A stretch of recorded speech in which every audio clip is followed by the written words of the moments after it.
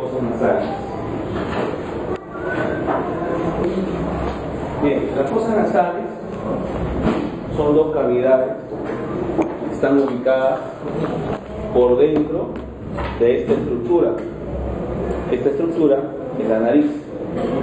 La fosa nasal está ubicada entre las cavidades orbitarias, está ubicado debajo de la fosa craneal anterior, está ubicado por encima de la cavidad bucal, está ubicado por delante de la faringe. Y como vemos acá, la parte externa de las fosas nasales, donde se va a filtrar el aire que ingresa al sistema respiratorio, ¿no? Puede tener distintas formas, tamaños, colores, ¿no? Algunas narices son más puntiagudas, espingadas, otros son más narizones, etcétera, etcétera, etcétera. Eso varía. Lo que no varía es la constitución interna de las fosas nasales. Bien, entonces, como dice acá, situado en la parte anterior y media de la cara, y se comunican con la nasofaringe en la parte posterior. Tiene la forma de una pirámide cuadrangular. Las funciones de las fosas nasales son el primer paso del aire que va a ingresar hacia su destino, que va a ser los pulmones, ¿no? Entonces tiene una función respiratoria, tiene una función de acondicionamiento del aire, ¿no? Porque el aire se va a filtrar, el aire se va a calentar y se va a humedecer para poder seguir circulando hacia los pulmones. También tiene una función olfatoria. En la parte más superior de las fosas nasales tenemos una mucosa que presenta unos filetes nerviosos del primer par craneal, del nervio olfatorio. Y también es una parte importante del aparato fonatorio, ¿no? Las fosas nasales van a intervenir bastante en lo que es la emisión de la voz. En cuanto al acondicionamiento del aire, va a consistir primero en un filtrado. Ese filtrado se va a realizar por unos velitos que tenemos en la entrada de la nariz, denominados fibrisas, o también llamados fimbrias. Luego, cuando ingrese el aire, va a haber una elevación de la temperatura que se produce a nivel de los cornetes. Los cornetes son como una especie de turbinas, ¿no? Que van a calentar el aire que va a ingresar hacia los pulmones. Tenemos tres cornetes, uno superior, uno medio y uno inferior. Los dos primeros pertenecen al hueso etmóides y este último es un hueso independiente de la cara. Y número 3, va a humedecerse el aire, se le añade la humedad por las glándulas serosas y mucosas que tenemos en las fosas nasales, ¿no? Tenemos una gran cantidad de glándulas mucosas. Esas glándulas mucosas constantemente mantienen húmedo las fosas nasales, ¿no? Y por ende el aire que ingresa también se va a mantener húmedo. En general, todo el trayecto del aire va a estar rodeado de mucosa, ¿no? Hay mucosa en las fosas nasales, hay mucosa en la nasofaringe, hay mucosa en la laringe, hay mucosa en la tráquea, en los bronquios, en los bronquiolos y hasta sus ramas terminales. Todo está revestido por mucosa, de tal manera que el aire llega totalmente humedecido. Que presenta una pared interna. La pared interna de las fosas nasales es justamente el tabique, ¿no? El que está separando ambas fosas nasales. ¿Qué estructura forma el tabique nasal? El tabique nasal lo está formando el bóveda, la lámina perpendicular del etmoides y y el cartílago cuadrado. Tanto el pómer y la lámina perpendicular del etmoides van a ser la parte ósea de este tabique nasal y están ubicados dentro de las fosas nasales. En cambio, el cartílago cuadrado va a estar prácticamente por fuera de las fosas nasales, va a estar ubicado en la nariz. Acá observamos en la parte superior los filetes olfatorios del primer par craneal. A este lado, a este nivel, van a estar ubicados. Es el pómer, lámina perpendicular del etmoides, cartílago cuadrado. A nivel de esa pared interna vamos a poder observar una serie de elementos nerviosos y arteriales importantes, ¿no? ¿Qué arteria va a pasar por el tabique nasal? ¿Qué arteria es esta?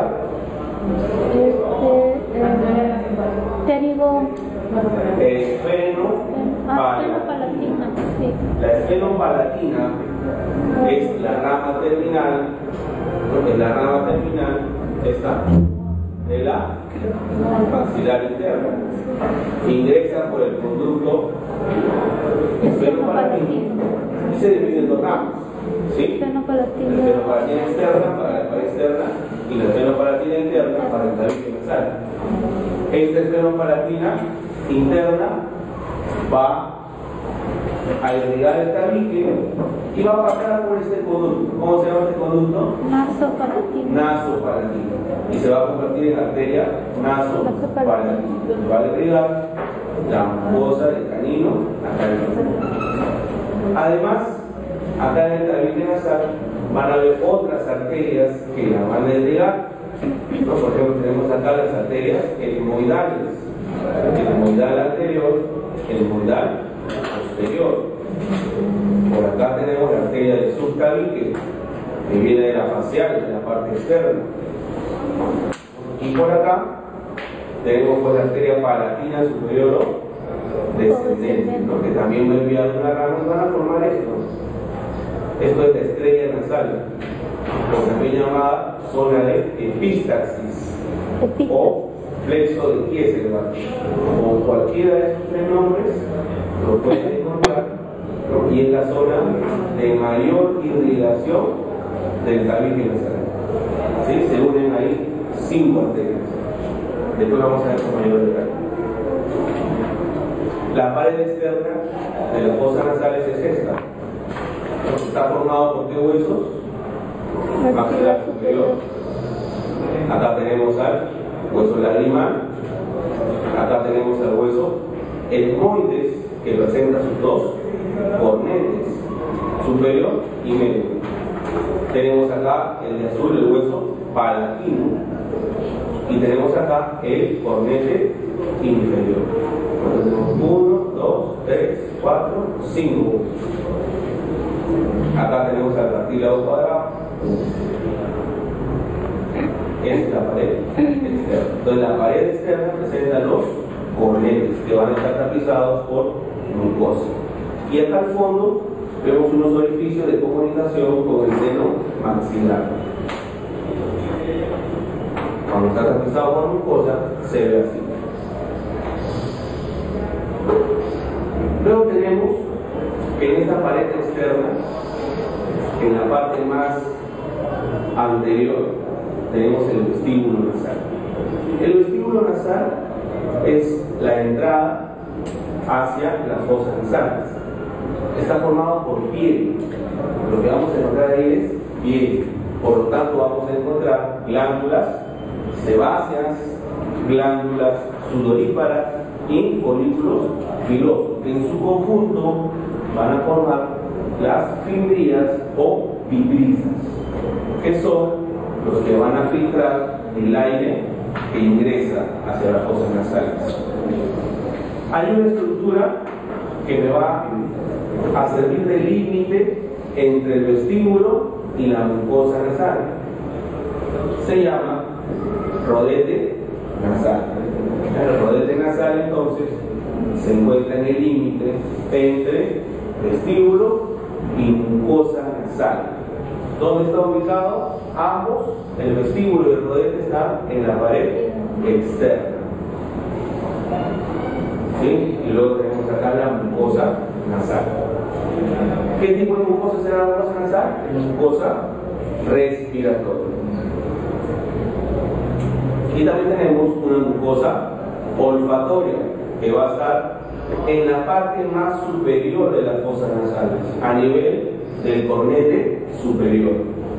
¿Sí? A ese nivel entonces tenemos los filetes nerviosos del primer par craneal. A eso se le conoce con el nombre de mancha amarilla. La mancha amarilla, por eso lo pinto de color amarillo, para que no se olvide. Bien, vamos a tener entre los cornetes los meatos. ¿Qué son los meatos? Espacios, ¿no?, entre cornetes. Por ejemplo, acá tenemos el meato inferior, tenemos acá el meato medio y el meato superior. En esos meatos van a desembocar los senos paranasales. ¿Qué cosas son los senos paranasales? Es el conjunto de huesos que presentan cavidades, huecos. ¿Para qué sirven? Para liberar el peso de la cabeza y para, como caja de resonancia para la voz. ¿Sí? Esas cavidades paranasales, ¿qué huesos representan? Frontal, acá vemos bien. El etmoides también tiene una serie de orificios, de agujeros. Se le conoce con el nombre Celias etmoidales. Acá. Luego tenemos acá el seno esfenoidal, que está ubicado en el cuerpo del esfenoides. Y hacia adentro, a nivel del meato medio, tenemos las comunicaciones con el seno maxilar. Los senos paranasales están formados por frontal, etmoidal, esfenoidal y maxilar.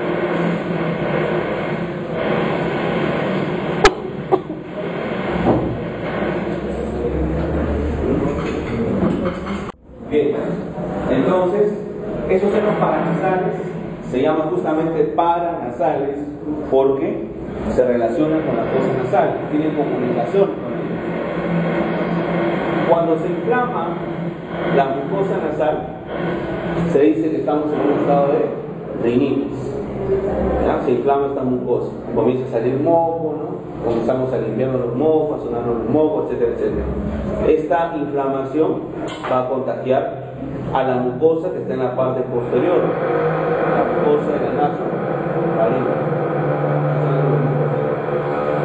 La mucosa de la naso faríngea. Entonces estamos en una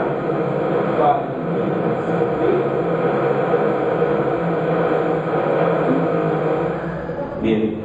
También a través de esas comunicaciones con los senos paranasales va a inflamarse también, va a contagiar a la mucosa que está tapizando los senos paranasales.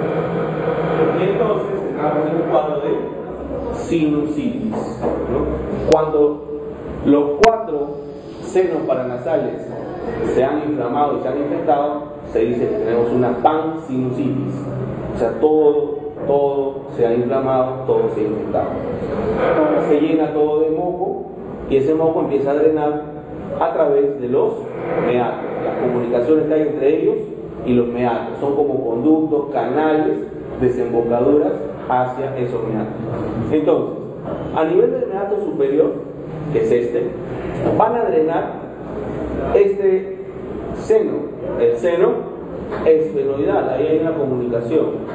¿Sí? Entonces el seno esfenoidal, cuando se llena de moco, ese moco va a salir hacia el meato superior. También va a desaguar las heridas etmoidales posteriores. ¿Sí? Las heridas etmoidales ubicadas a este nivel. En el meato medio, acá, va a desembocar las heridas etmoidales anteriores. También el seno frontal y también el seno maxilar.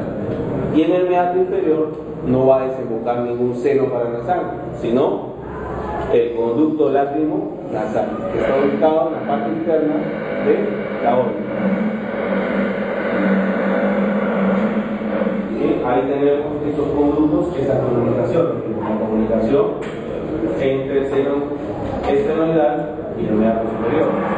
La comunicación entre seno frontal y meato medio. A esta comunicación se le conoce como comunicación fronto-nasal, canal o conducto fronto-nasal. A este nivel, donde están las encías esternales anteriores, se llama bulla etmoidal. Son una serie de orificios que comunican las encías esternales anteriores con el meato medio. Y acá vemos la comunicación entre el seno maxilar y el meato medio. A esto se le llama antro de Calmont o agujero de Giraldez. Cualquiera de esos nombres, antro de Calmont o agujero de Giraldez. ¿De Giraldez? ¿Esta comunicación cómo se llama? El seno nasal. El seno nasal. Profesor, ¿cómo se llama esa comunicación? ¿Giraldez? Este agujero de Giraldez. Ya. O antro de Calmont. La parte superior derecho está formada por el hueso nasal, por el frontal, por el etmoides, su lámina tubosa, y por el esfenoides. A este nivel superior va a estar ubicado lo que se conoce como la mancha amarilla o mancha olfatoria o mucosa olfatoria, que pertenece al primer par craneal. Aquí está ubicado el inicio del órgano de la olfacción, en la parte más superior. Esa es la zona de la mancha amarilla a nivel de la pared externa, la mancha amarilla a nivel del tabique nasal. La pared inferior o piso va a estar formado por el maxilar superior a través de su apófisis palatina, y en la parte posterior por este huesito, el azulito, ¿cómo se llama? El palatino, la lámina horizontal del palatino. Ellos van a formar el piso de las fosas nasales y también son el techo de la cavidad bucal. Ahí tenemos a los dos huesitos que forman el piso de la fosa nasal. Bien, la comunicación posterior va a estar dada por las guanas, que están limitados arriba por el cuerpo de los esfenoides, hacia los lados, las partes laterales, por el ala interna de la posterigoides y la lámina vertical del palatino. Acá también. Y el piso viene a ser la lámina horizontal de los palatinos. La pared interna viene a ser el lomo. ¿Sí? La pared interna.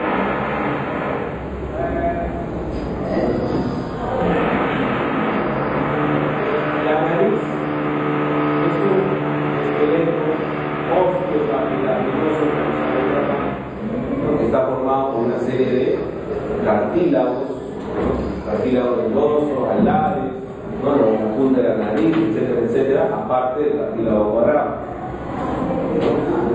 Y la topografía de la nariz va a presentar una serie de zonas.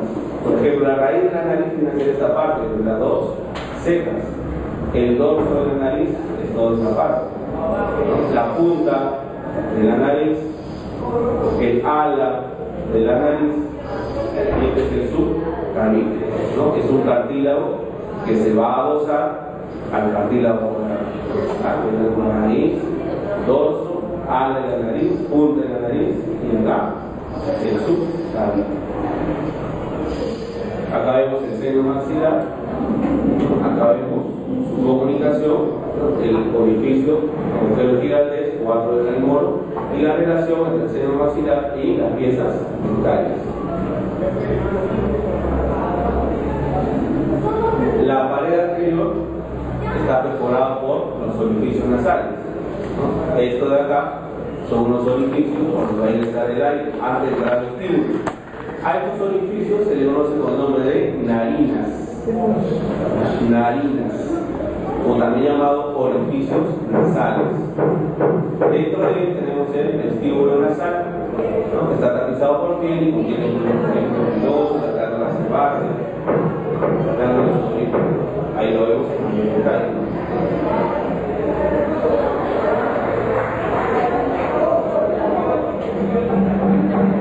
Bien, los senos paranasales, como les dije, son cavidades que están llenas de aire, tapizadas todas por mucosas, la misma mucosa respiratoria de las fosas nasales, y todas tienen comunicación con las fosas nasales.